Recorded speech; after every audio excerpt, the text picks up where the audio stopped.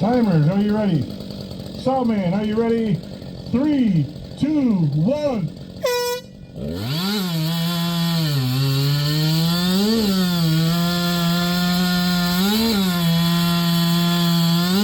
And ready?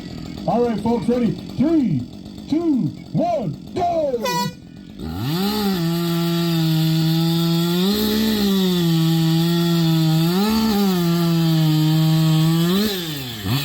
Timers, you ready? Sawman's ready.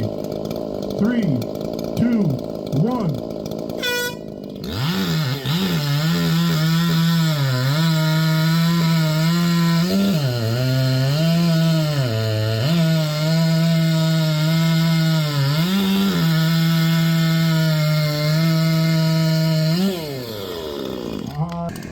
Sawman, you ready? 3, 2, 1.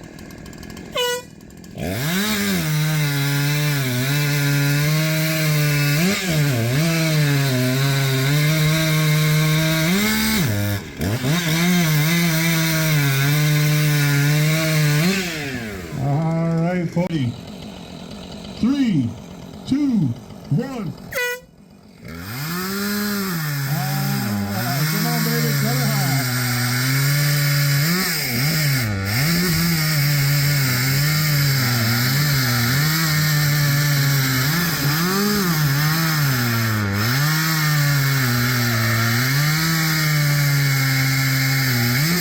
All right, let's hear it for Brad. 3, 2, 1.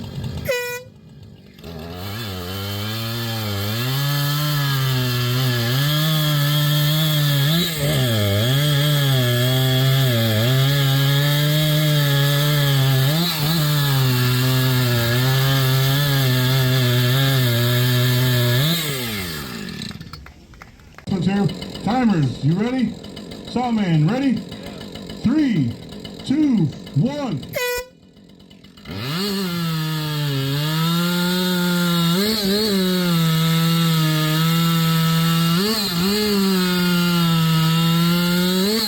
All right, that's it. All right, timers, you ready? Sawman's ready.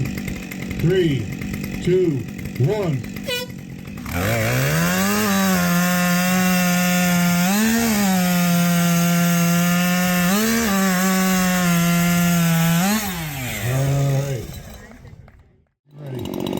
Sawman, ready? 3, 2, 1.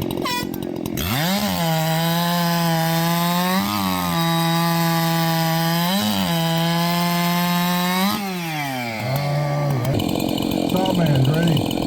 3, 2, 1.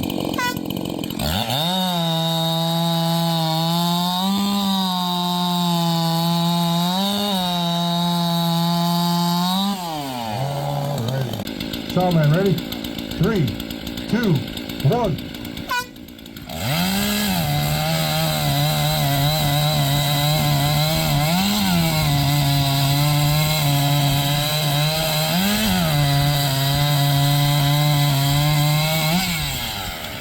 All right. 3, 2, 1.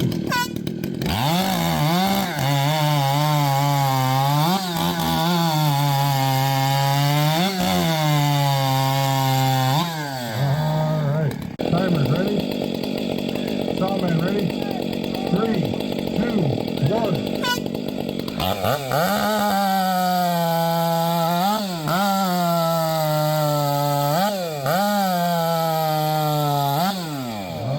Sawman ready? 3, 2, 1.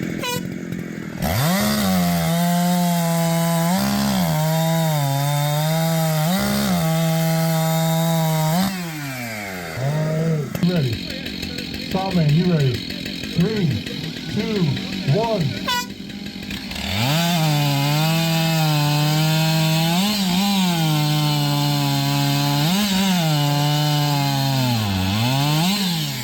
Three, 2, 1.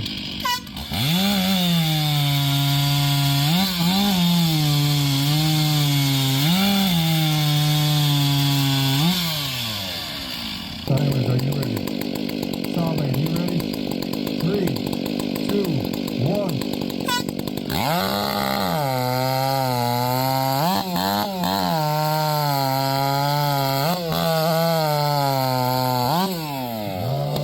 Timers, are you ready? Sawman ready. 3, 2, 1.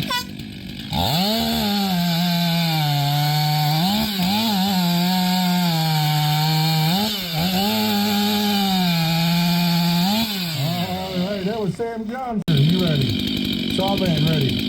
3, 2, 1, go!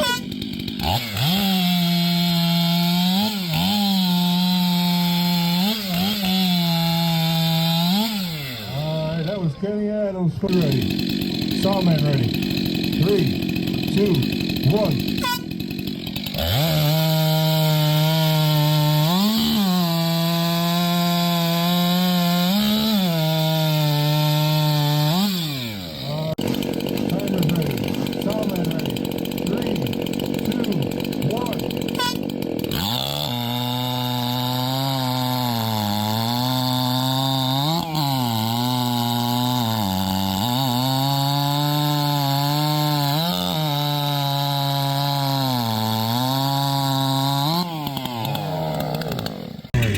Ready?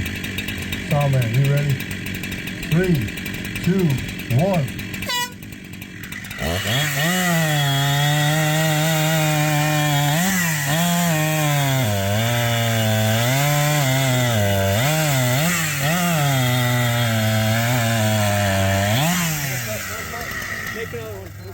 Gotta get another cut. You had half there. He's gonna go again. You're gonna do it again. Yeah, just run again and do. 3, 2, 1.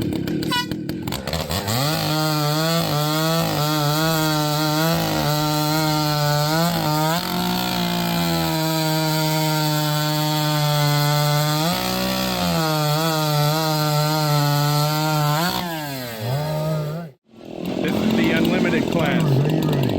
Sawman, you ready? 3, 2, 1.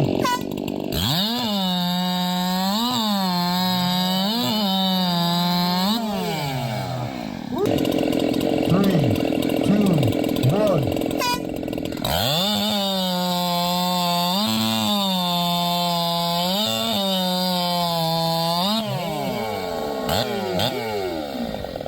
Best smelling saw here. Sawman, ready? 3, 2, 1.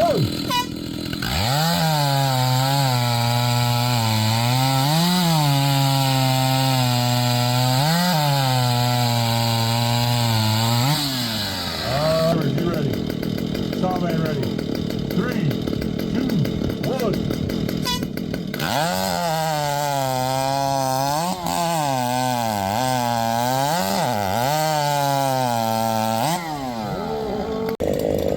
Timer, you ready?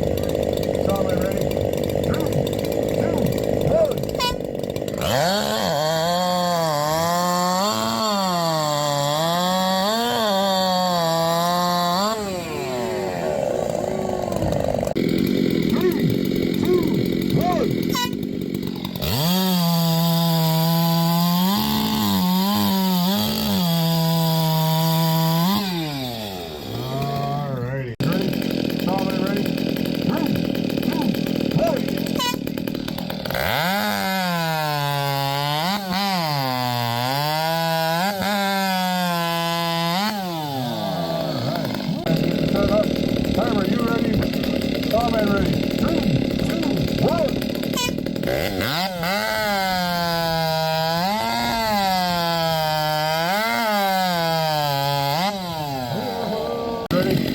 Sawman ready? 3, 2, 1.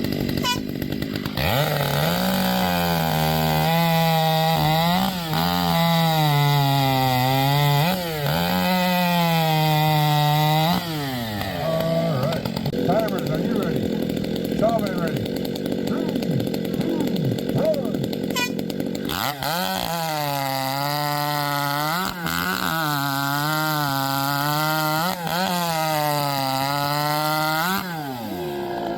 Sawman ready?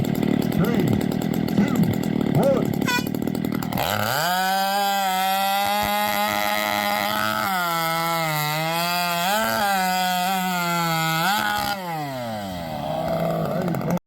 Top of the morning to yous.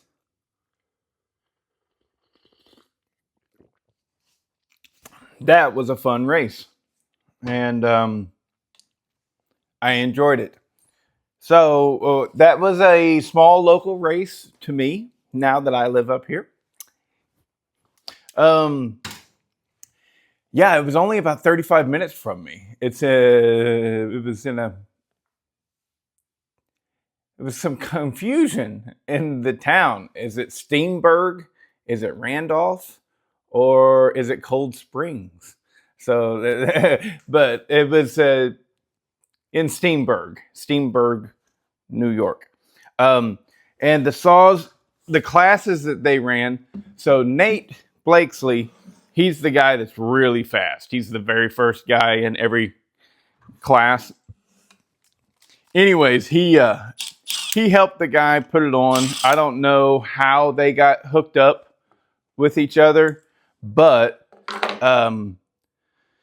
yeah, Nate really helped the guy out. The guy, this was his first time ever running one of these shows and stuff, and so Nate made suggestions, and the guy listened. One of those suggestions was, well, since they were trying to draw local people in the industry into this, they went with classes for saws that they were likely to have.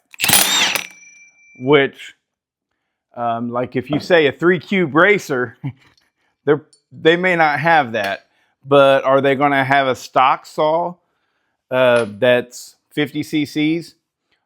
Maybe, but most of these firewood guys are, going to have a 455 Rancher, or something of that nature. And so he made the classes really broad. So the first class was 0 to 60 cc's and stock, except for you were allowed to have a muffler mod.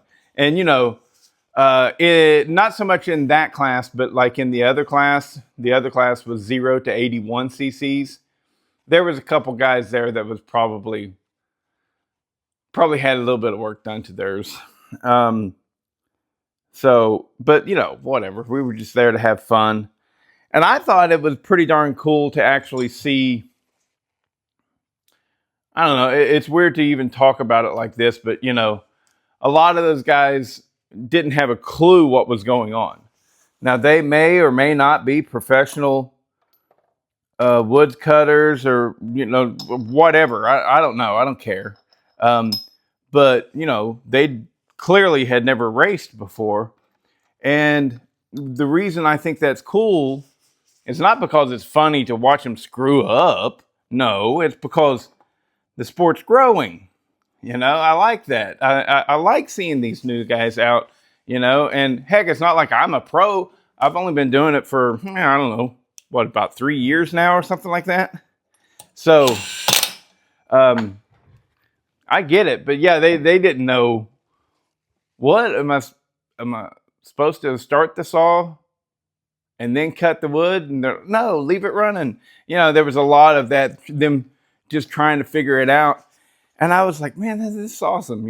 This is really cool that these guys are getting out and playing around with their saws, because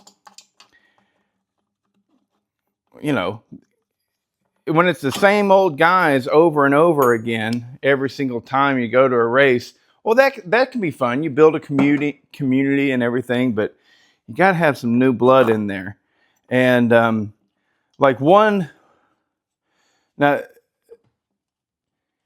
there was 3 classes. So 0 to 60 stock, muffler mods are okay.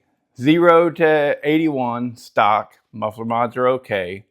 And there's probably some folks without base gaskets and stuff like that. That's fine.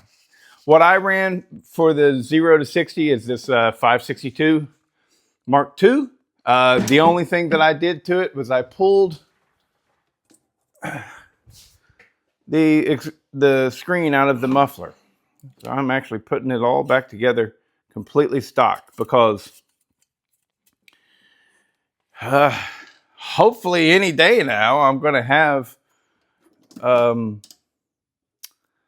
saw from England to test this against. But I haven't heard anything. from the guy, and I don't want to be a pest. But I did send him a lot of money, so.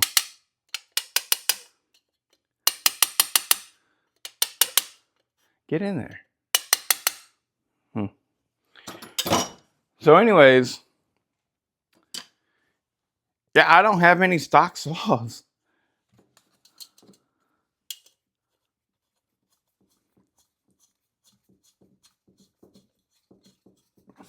Okay. 562 XP Mark II, back all 100% stock now. I also ran a 325 chain. So I had this 9-pin 325 sprocket. And the combination of that and a 325 steel RS chain and some decent operating, right? I got 3rd place. Ding, ding, ding. Boom, boom, boom, boom. So that's awesome. I'm going to screw that to the wall somewhere or something. I don't know. That's cool. 3rd place. And then next up, for the 0 to 81 cc's, again, I'm like, I don't even have a stock saw, So I ended up running this, which is, I call it Hotness, even though it has not been built yet. Like, not at all. It has not been built. And so the only thing it has is a muffler mod. All it is a Yoncered 2171. And the reason I call it Hotness is because I'm looking down the road. This will be built as my 65cc racer, or at least that's the plan, Stan. And I was making decals, and I was like, oh, well, since I'm doing it, might as well go ahead and make the one for this saw. And so I did. But it is not Hotness as Hotness is meant to be just yet. So the reason, come on, this mother son of a, I don't know why this cover is so hard to get on and off. I do know.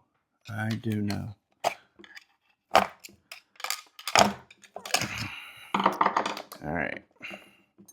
No, that's.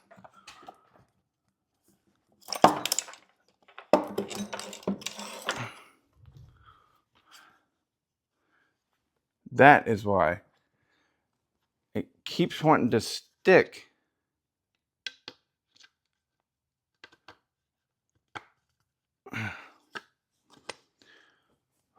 It's a steel bar. Anyways, yeah, the holes in the bar keep wanting to stick in, or whatever, you get it. The chain tensioner keeps wanting to stick in the holes. It's weird. Anyways,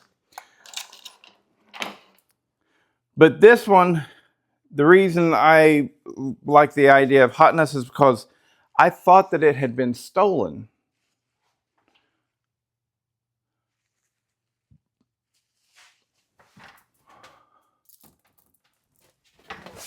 I got it, and it didn't have the tag on the front there. And so I was like, oh. And I did a video going, hey, does anybody own this saw kind of thing? And there was only one person that had any possible connection to it. And it just, no, it wasn't. So anyways, but then I learned that every time something gets taken into the dealer, I'll get that later. Every time something gets taken into the dealer, and basically the saw is meant for the junk bin, they pop that serial number off and the mechanics will take it home. So not everything without a tag is stolen, I guess. Anyways, am I getting through to anything? I don't know.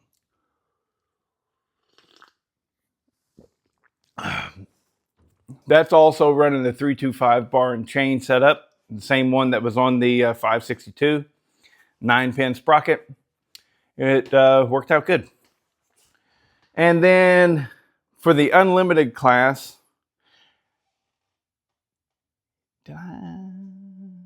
yeah, for the unlimited class, I ran the Farm Hack.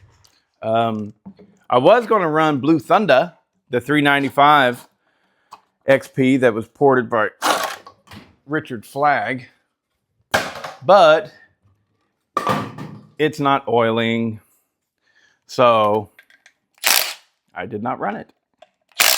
Isn't that crazy how that works out? And then I was like, well, maybe I should run this, maybe I should run that, you know, and I was like, you know, it's been a long time since I ran this thing, so I ran it. And I got third place.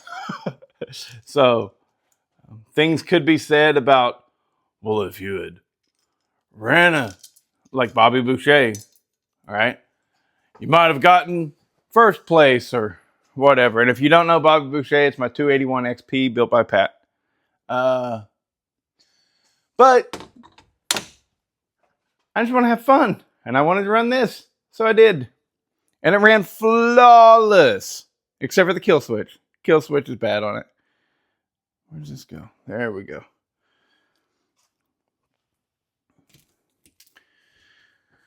And that chain was sharpened for me by a guy over in Europe. He watches the channel. And I gotta say, I think his name's Johan. But could be Bjorn. Sorry. That's been, what, 2 years ago at this point? I've ran that chain a lot. I've run it in nearly every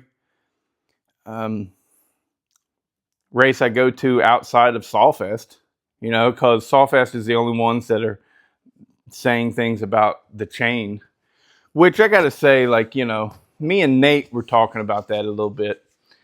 And of course he disagrees with the rules of the chains at Sawfest. And yeah, but you know, Nate would disagree because Nate can make a race chain or, you know, or at least a really damn good one. He's not as good as like somebody that's making actual real deal race chains and stuff, but he's really good. You know, he square grinds and stuff. It's way better than I could ever be, or probably. Anyways, point is of course he's going to bitch about it. He can make a great chain, but he thinks, you know, they shouldn't have that rule. And I gotta say, do I agree with him? Kind of. I kind of do.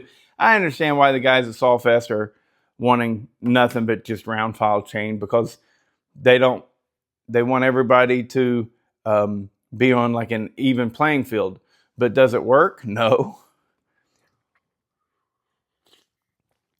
Last Sawfest proved that.